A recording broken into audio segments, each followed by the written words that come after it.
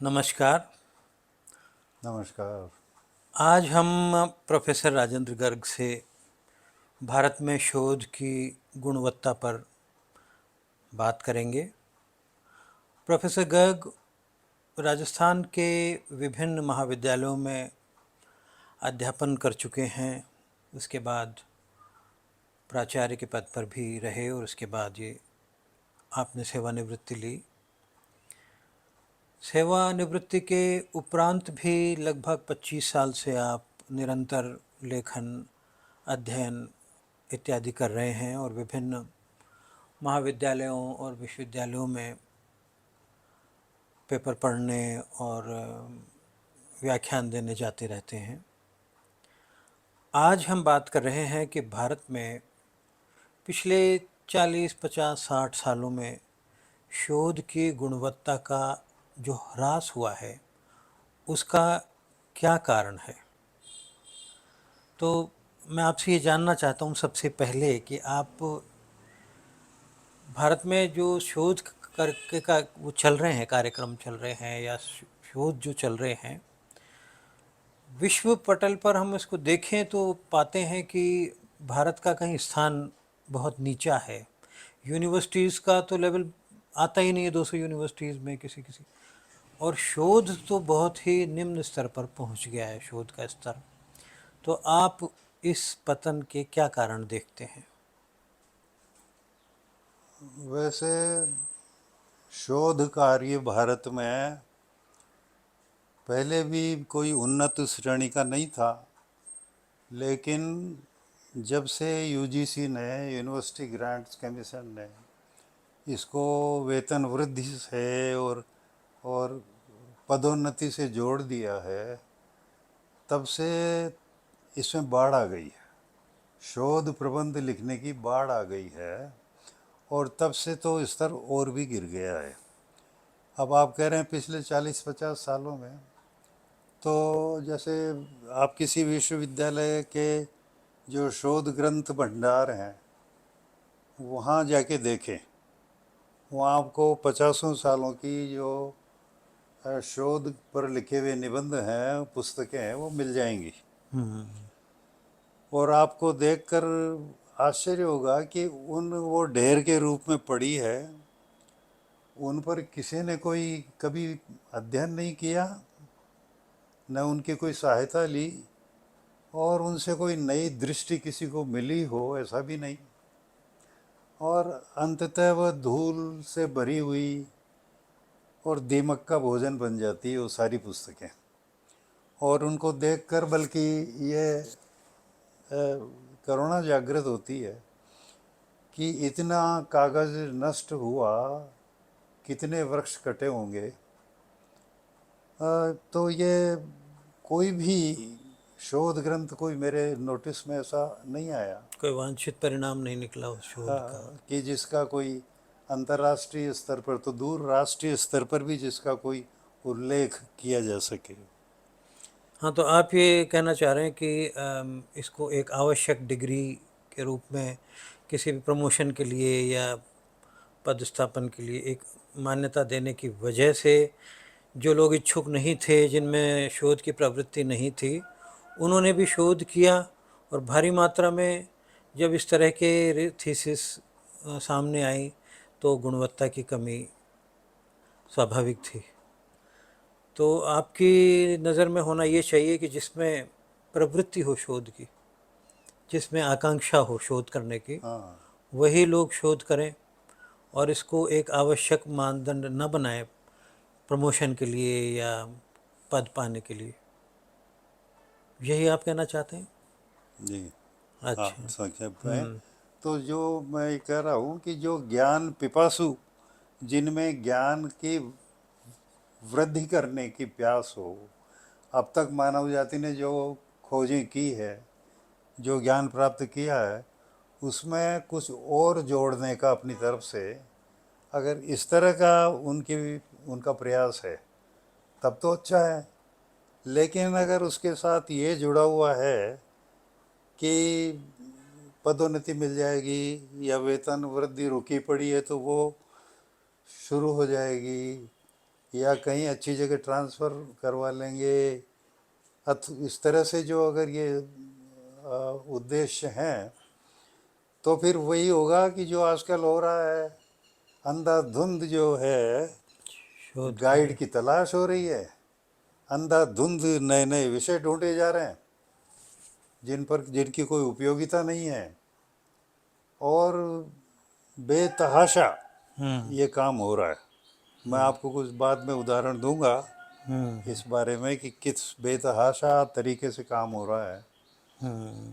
अ, हाँ, तो शोधार्थी को पहले तो बाध्य होना पड़ता है, किसी भी विद्यार्थी को स्नातकोत्तर के बाद बाध्य होना पड़ता है कि वो रिसर्च करे, चाहे उसमें वो इस रिसर्च की जिज्ञासा ना हो, शोध करने की उत्सुकता ना हो, और इस बाध्यता के चलते वो गाइड की तलाश में निकल जाता है, और गाइड भी जानता है कि ये बाध्य है, तो वो भी शोधार्थी का शोषण करता है, मानसिक और आर्थिक और जो भी साधन उसके पास उपलब्ध होते हैं। तो तो जो हमारे, एक तो पहली चीज़ तो ये देखना पड़ेगा इसके मूल में जाकर के कि हमारे कॉलेजेस में, विश्वविद्यालयों में जो प्रोफेसर्स हैं, उनमें से मैं समझता हूँ केवल 5%, 6% ऐसे लोग हैं जिनका पुस्तकों में, अध्ययन में, ज्ञान का विस्तार करने में कोई रुचि है। बाकी लोग इसको एक व्यवसाय के रूप में लेते हैं। बहुत से तो दूसरे व्यवसायों में जाना चाह रहे थे, कोई प्रशासन के अधिकारों और वैभव में जाना चाह रहा था, कोई इंडस्ट्री में जाना चाह रहा था, वो नहीं जा पाए और वो इधर शिक्षा में मुड़ गए और इधर आ गए। और तो वो लोग अब अपना समय जो है, खाली समय शेयर मार्केट में या प्रॉपर्टी बनाने में या इधर उधर की चीज़ों में व्यस्त रहते हैं। पुस्तकालयों में कभी मैंने उनको बैठे हुए नहीं देखा। तो इस प्रकार के लोगों की जब भीड़ आ गई और ऊपर से दबाव ये आ गया कि प्रमोशन आपका तभी होगा जब पीएचडी की डिग्री भी होगी, तो फिर ये सारी स्थितियाँ ऐसी हो गई। एक बार की बात है कि मैं एक शोध गुरु के पास, एक गाइड के पास बैठा हुआ था, तो कोई शोधार्थी आया बेचारा, इतिहास का। तो उसने आकर के कहा कि गुरुजी, पहले तो उसने अन्य गुरुओं की कुछ आलोचना की, हम्म। निंदा की। तो वो हमारे जो गाइड बैठे थे प्रसन्न हो गए। हम्म। उन्होंने फिर कहा कि चलो तुम्हारा काम हम कराएंगे। विषय के बारे में जब उसने पूछा शोधार्थी ने, तो कहा कि भाई विषय तो कुछ भी ले लो, आप ये ले लो कि जोधपुर राज्य के रनिवास का जयपुर राज्य से संबंधों पर क्या प्रभाव पड़ा, हम्म। अथवा जयपुर राज्य के रनिवास का जोधपुर राज्य से संबंधों पर क्या प्रभाव पड़ा, अथवा दोनों के पारस्परिक और जो संबंध हैं उसमें रनिवासों का कितना रेलेवेंस है, उपयोगिता है। हाँ। और तीसरा, अगर ये भी न हो, चौथा, तो ये देखो कि रनिवासों की प्रभावहीनता, कि वो कुछ भी उनका प्रभाव नहीं था दोनों राज्यों पर। हम्म। कोई भी टॉपिक ले लो, वो बोले अपने को काम करना है तो काम कर लेंगे। हम्म। तो इस प्रकार से विषय चयन होते हैं भारतीय विश्वविद्यालयों में। हाँ। वो इसलिए कि भाई जल्दी जल्दी काम होना है। फिर गाइड को तो शोधार्थी के रूप में गाइड की परिवार को भी एक काम करने वाला अंकल मिल जाता है, जो सारे गृह कार्य भी कर देता है। कर देता है और बच्चों को भी पढ़ा देता है। और वो दो चार पुस्तकें लाइब्रेरी से लाता है, गाइड उन पे निशान लगा देता है कि इन इन पैराग्राफ को आप पढ़ लो और इन चीज़ों को आप कोट कर देना। तो वो वैसा ही हो जाता है और 100, 150, 200 पृष्ठों का वो निबंध तैयार हो जाता है। उसमें ऐसा कुछ नहीं है कि आपने कोई हाइपोथेसिस ली और उसको प्रूव किया या डिसप्रूव किया, ऐसा कुछ नहीं है। आप एक निबंधात्मक तरीके से लिखते हैं मैंने एक अभी मेरे पास एक शोधार्थी मुझे थीसिस चेक करवाने के लिए आए थे, तो उन्होंने जोधपुर पर थीसिस लिखी थी भौगोलिक दृष्टि से। तो मैंने उनके पूरे शोध को पढ़ के देखा, तो उन्होंने जोधपुर के चारों तरफ जो पहाड़ थे, जो किले थे, और जो खाइयाँ थी किलों के चारों तरफ, और जो जंगल थे उनमें जो जंगली जानवर थे, और वहाँ के तापक्रम के बारे में, और वहाँ की कितनी औसत वर्षा होती है चारों तरफ उसके बारे में, ज़मीन पथरीली है या लाल है या पीली है काली है, इन सब बातों पे वो लिख लाए। तो मुझे मैंने उसको पढ़ के मुझे बड़ा आश्चर्य हुआ कि भाई इन्होंने क्या नए ज्ञान की तलाश की है, क्या खोज की है। तो इस प्रकार से ये सब कुछ हो रहा है। तो मुझे याद आया कि एक जैसे कर्नल टोड, जो जो बेचारे वो अंग्रेज वो थे रिटायर्ड न्यायाधीश, वो राजस्थान का इतिहास उन्होंने लिखा, annuls of Rajasthan, annuls of Rajput history. तो वो राजस्थान के एक एक ढाणी में, एक एक गांव में गए, वहाँ के घरानों के पुराने बही खाते उन्होंने पढ़े, और कई राजधानियों में गए, आर्काइव्स निकाले, उनकी पुस्तकें, पुरानी हस्तलिखित पोथियाँ पढ़ी, मारवाड़ी सीखी, मेवाड़ी सीखी, और उसके बाद उन्होंने जो इतिहास का ग्रंथ लिखा, और वो मतलब लिखते लिखते वृद्धावस्था में और मलेरिया की बीमारी से मर गए। तो उस कर्नल टोड के इतिहास पर हमारे 50 इतिहासकारों ने काम कर लिया। शोध प्रबंध लिख दिए हैं, काम किया है, और उनकी पुस्तकें खूब अच्छी चल भी रही हैं। तो इस तरह से हमारे यहाँ ओरिजिनल काम करने का जो मादा है वो कुछ बहुत कम है। ये हाँ, तो मतलब रिसर्च सुपरवाइजर्स भी इस कार्य के लिए कंपेटेबल नहीं है ज़्यादातर, तो वो दूसरे नौकरियों में जाना चाहते थे, मजबूरीवश प्रोफेसर बन गए, और उसके बाद भी उनके अंदर वो रिसर्च वाली शोध की प्रतिभा नहीं है। लेकिन करियर से संबंधित मजबूरियों के चलते हाँ वो रिसर्च करवाते हैं स्टूडेंट्स को, विद्यार्थियों को। लेकिन एक तरह से वो उसकी गुणवत्ता को का नुकसान ही करते हैं, क्योंकि वो खुद भी कंफर्टेबल नहीं है, तो विद्यार्थियों को तो वो कैसे गाइड करेंगे। बिल्कुल सही बात। तो इस वजह से भी उसकी गुणवत्ता का पतन हो रहा है। दूसरा, ये बाध्यता यूजीसी या दूसरी संस्थाओं द्वारा की जाती है कि ये नियम होना चाहिए कि सबको शोध करना जरूरी आवश्यक है, तो जहाँ आवश्यक हो जाता है वहाँ पर गुणवत्ता बाधित होती है। बाध्य हो जाती है। और ये शोध का तरीका भी यही है, यही हो गया है आजकल, कि भाई आप विषय चयन किया, तुरंत रजिस्ट्रेशन करा लो, और फिर आप जो है ना वो उसकी भूमिका लिख दो, गाइड भूमिका को पास कर दे। गाइड कभी देखता भी नहीं है, पढ़ता भी नहीं है कि शोधार्थी क्या लिख रहा है और कहाँ उसमें परिवर्तन की ज़रूरत है, किन किन चीज़ों को बदलना है, कहाँ ऑथेंटिसिटी की कमी है।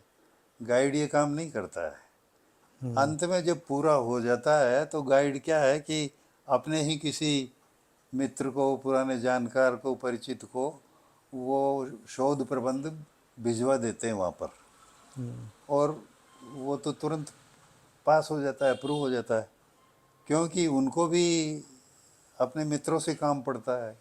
तो ये पारस्परिकता रहती है, तो बिना देखे दिखाए वो सब अप्रूव हो जाता है, और वो यूनिवर्सिटी में वापस आ जाता है।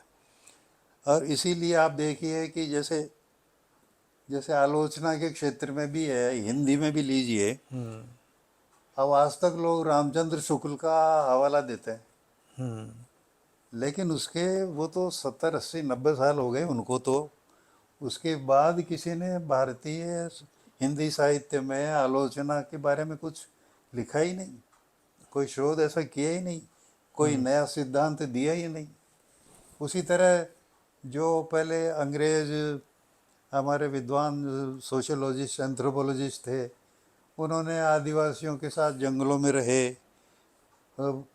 घाटियों में रहे, उनकी भाषा सीखी, उनके साथ ही रहने लगे, वैसा ही भोजन उनके साथ उठने बैठने लगे, जीवन के कई वर्ष बिता दिए और अंत में उन आदिवासियों के ऊपर एक ग्रंथ लिख गए। तो जो आज भी ऑथेंटिक इस माने जाते प्रकार हैं के उनके जो। तो ऐसा कोई काम तो हो नहीं रहा है। तो इसलिए इसको कभी भी पीएचडी को क्वालिफिकेशन नहीं माना जाना चाहिए। ये तो एक टेक्निक है, तो इससे कुछ होता नहीं है, मनुष्य की ज्ञान वृद्धि में कुछ जुड़ता नहीं है। हाँ, तो एक तो आपने ये भी कहा कि ये एक नेक्सस टाइप बन गया कि सुपरवाइज़र अपने साथी को, किसी साथी को एक्सपर्ट हाँ हाँ के रूप में आमंत्रित करवा देता है, हाँ और वो वहीं मूल्यांकन हो जाता है। कुछ ही मिनटों में मिठाई बांट दी जाती है, और एक पूरे स्टाफ में मिठाइयों का दौर चलता है। फिर होटल में ठहरते हैं, फिर वहाँ पे स्वागत सत्कार चलता है, हाँ ये सब। बधाइयों का दौर चलता है। हाँ 5 मिनट में थीसिस का मूल्यांकन करके ये हाँ सारी गतिविधियाँ, ये एक प्रचलन हो गया है। तो हाँ इस तरह से हम ये देख रहे हैं कि रिसर्च, शोध की जो गुणवत्ता है हमारे देश में लगातार बहुत तेज़ी से वो जो है कम होती जा रही है, और वो कोटेबल भी नहीं है, उसका कोई रेफरेंस नहीं होता। दूसरा, रिसर्च में रेफरेंस का भी बहुत बड़ा रोल है। हमारे जो शोधार्थी होते हैं और रिसर्च गाइड्स होते हैं, दोनों ही रेफरेंस को किस तरह दिया जाता है, किस तरह पढ़ा जाता है, कितना कोट करें, प्लेजरिज्म का इशू है। बहुत सारा हम वो जो है कंटेंट है, शोधार्थी दूसरी किताबों से हूबहू उतार के उसमें छपवा लेते हैं, और इस तरह से दूसरे पुराने जो लेखक हैं, स्थापित लेखक हैं, उन्हीं की रचनाओं से या उन्हीं के शोध से कंटेंट हम अपने हाँ विद्यार्थी अपने थीसिस में डाल देते हैं। हाँ हाँ तो ये इस तरह से ये कोई मतलब नवीनता नहीं है, कोई नयापन शोध में नहीं है। शोध का मतलब ही नयापन होना चाहिए, नई चीज़ होनी चाहिए, नया शोध होना, नई खोज होनी चाहिए। उसके बजाय हमारे शोधार्थी पुराने, बहुत पुराने लेखकों के या कंटेम्प्रेरी लेखकों के भी, या शोधकर्ताओं के ग्रंथों से सामग्री ले लेते हैं, और हूबहू उसमें रख करके 3 साल जैसे तैसे निकाल के वो अपना शोध हाँ सबमिट कर समर्पण। देते हैं, और फिर हाँ प्रकाशित भी हो जाता है। हाँ और ये हमारी लाइब्रेरीज़ में वो उनका भी एक जो पब्लिशर्स होते हैं, हाँ उनकी भी लॉबी होती है, वो लाइब्रेरीज में बिकवा देते हैं उन शोध ग्रंथों को। हाँ। तो पुस्तकालयों का तो हाल ये है कि वो तो किताबों के कब्रिस्तान हैं। उनमें कोई नहीं जाता कब्रिस्तान में। कोई नई किताब आती है, जैसे कब्रिस्तान में कोई नई कब्र खुदती है, तो आ जाती है, रख दी जाती है, कोई पढ़ता नहीं है। शिक्षकों में भी, प्रोफेसरों में भी और छात्रों में भी पठन पाठन का रिवाज ख़त्म हो गया है। और एक समस्या और आ गई है कि आजकल ये जो मैं तो जानता नहीं ज़्यादा, लेकिन ये डिजिटल माध्यमों से शोध लिखना बहुत आसान हो गया है। जीपीटी, चैट जीपीटी क्या बोलते हैं, और एआई के थ्रू, के एआई के माध्यम से एआई के माध्यम से।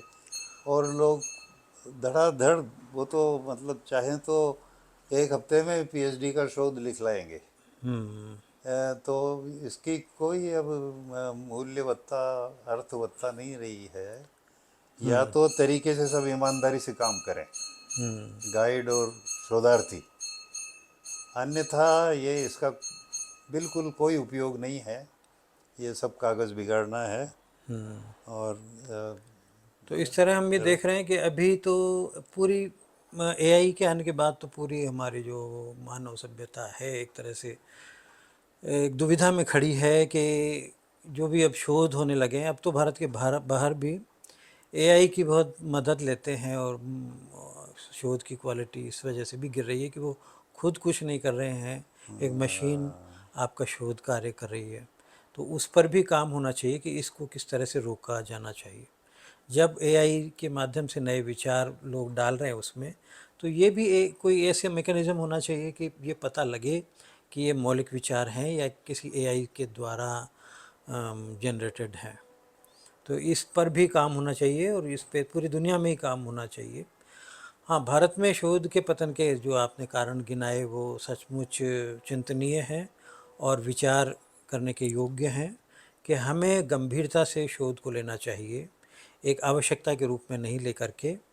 हमें ये मानना चाहिए कि हमें कुछ नया, शोधार्थियों को कुछ नया देना चाहिए समाज को अपने शोध के माध्यम से। बिल्कुल। और वही शोधार्थी सामने आने चाहिए, उन्हीं लोगों को शोध करना चाहिए जिनमें शोध करने के प्रति जिज्ञासा, ललक, प्रवृत्ति हो। अन्यथा एक बाध्यता के रूप में हम इसको लागू करेंगे तो ये एक स्वाभाविक जो परिणाम है जो हम देख रहे हैं वही आएगा। तो इसको बाध्यता नहीं बना करके एक इच्छा से जुड़ा हुआ कार्य बनाना चाहिए बिल्कुल। ताकि शोध की गुणवत्ता बिल्कुल बढ़े। सही बात। हाँ। तो आपने हमें, हमारे श्रोताओं के लिए समय निकाला और इस चर्चा में अपने विचार हमसे साझा किए, इसके लिए आपका बहुत बहुत धन्यवाद। और हम आपको आगे भी इसी तरह है विभिन्न चर्चाओं में बुलाते रहेंगे। आपका और आपके दर्शकों का, सभी का धन्यवाद करता हूँ।